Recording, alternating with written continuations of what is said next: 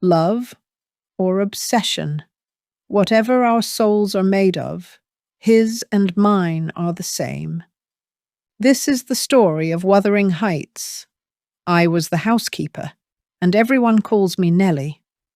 What I witnessed was a tale of love and revenge, of souls bound together long before they understood what awaited them.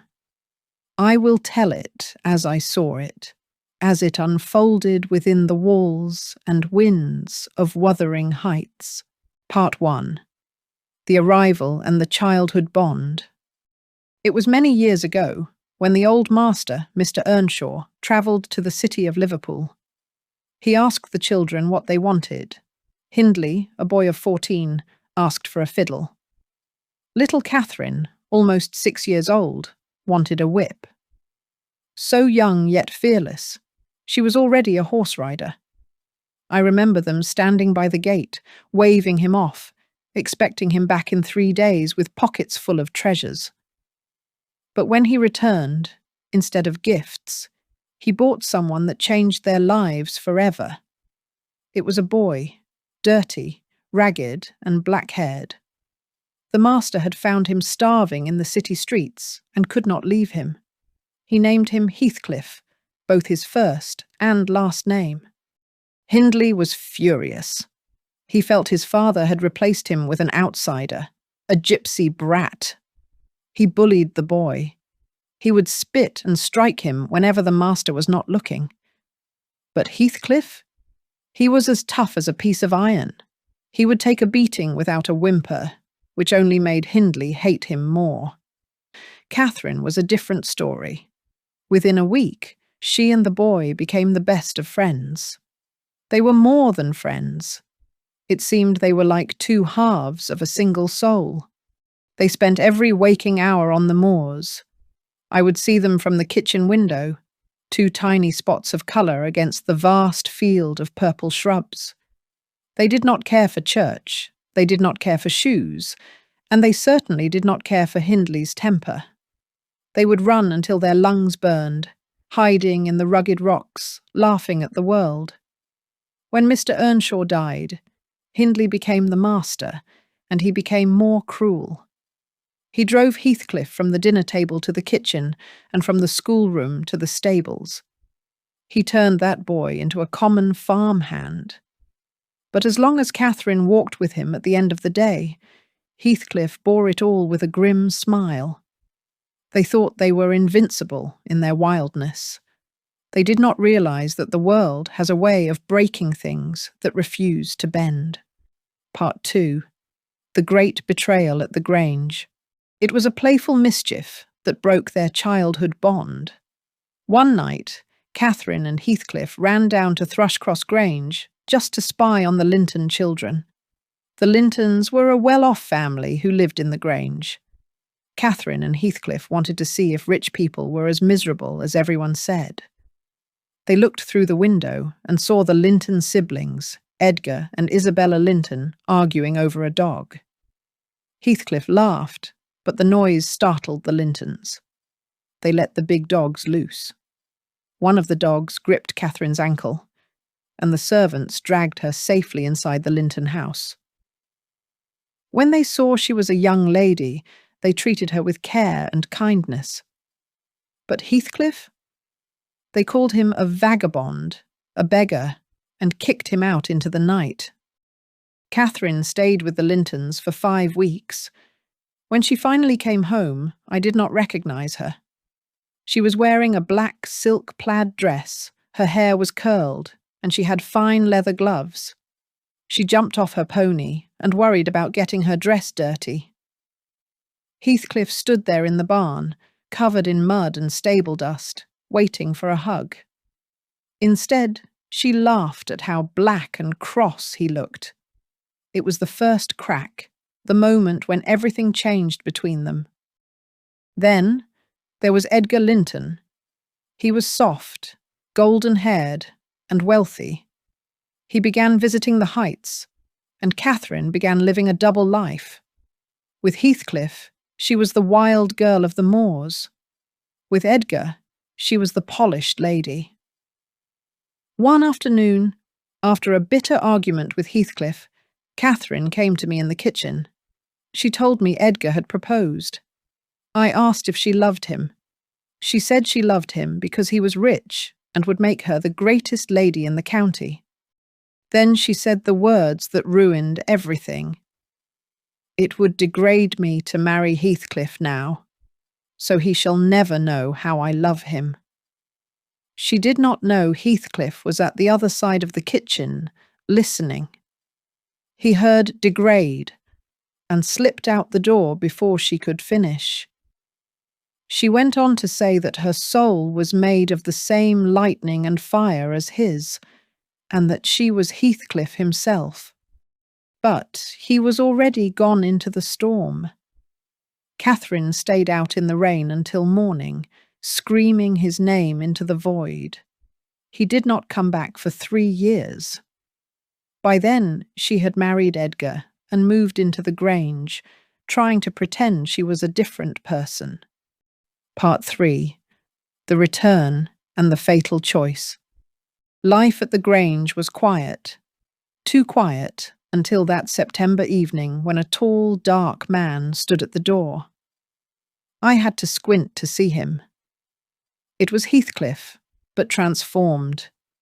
He was athletic, well-dressed, and spoke with the authority of a man who had seen the world and conquered a piece of it. Catherine was beside herself with a joy that was almost frightening. She did not care that her husband Edgar was hurt and jealous.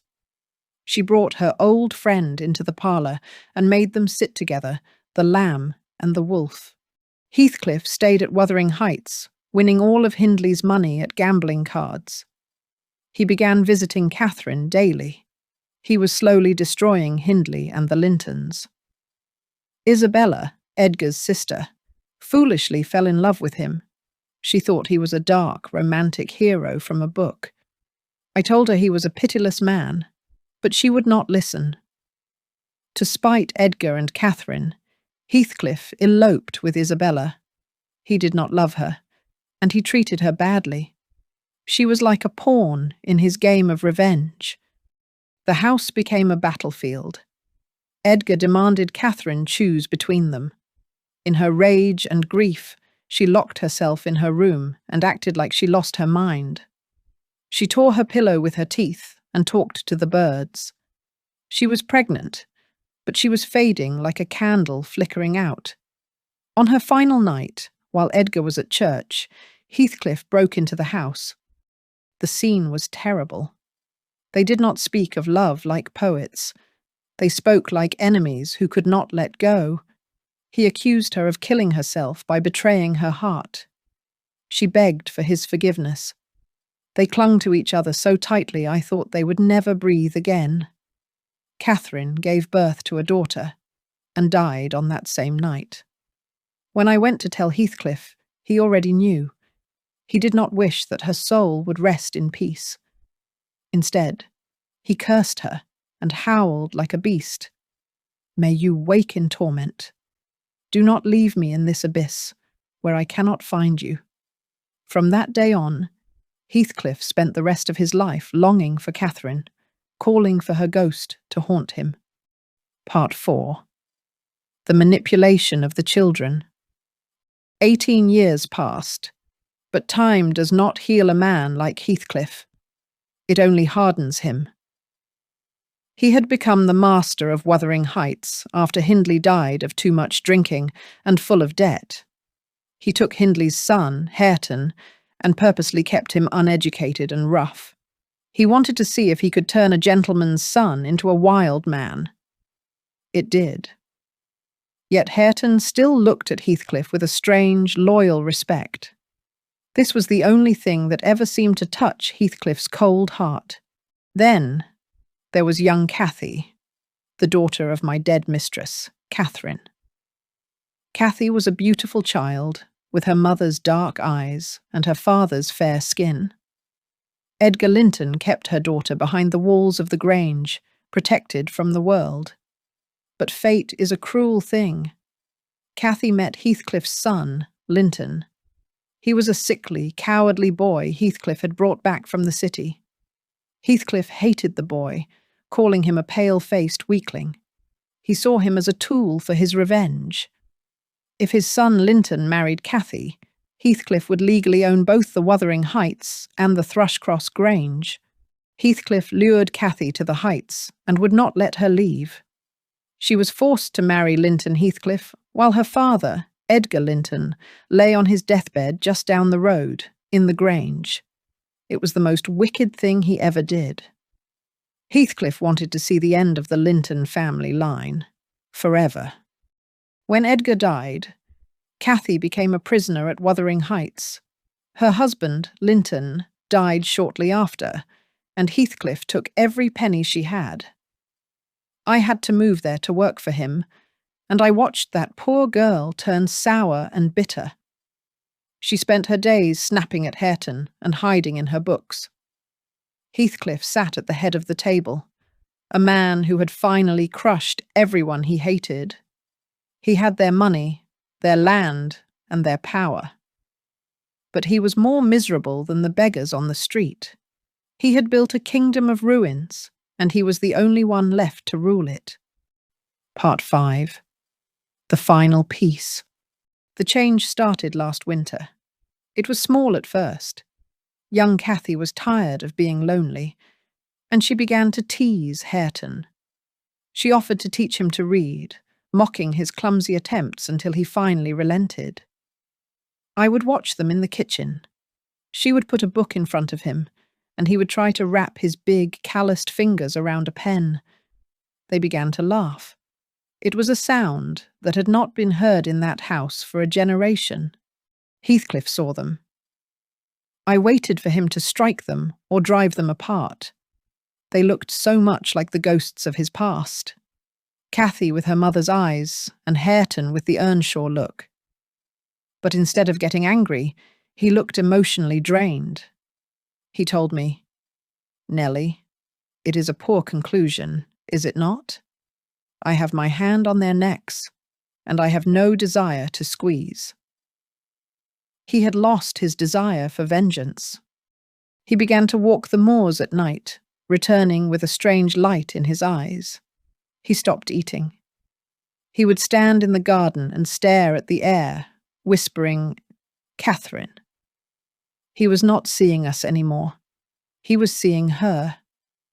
One night, a heavy rainstorm broke, the kind that makes the windows rattle in their frames. I went to his room the next morning and found the windows swinging wide. Heathcliff was lying on his back, his hand on the sill, soaked with rain. His eyes were wide open and he was grinning. I tried to close his eyes, but they would not shut. He looked like he had finally stepped through the door he had been standing at for 20 years. We buried him next to Catherine, beneath the quiet earth. Some say the churchyard gate is haunted now. The shepherd boys swear they see a dark man and a lady wandering the moors when the moon is full. But down at the Grange, things are different. Cathy and Hareton are getting married on New Year's Day. They are moving away from the shadows of the Wuthering Heights. The old house will be left to the wind and memories. For the first time in my life, I can look at the moors and feel at peace. The fire has finally burned itself out. The end.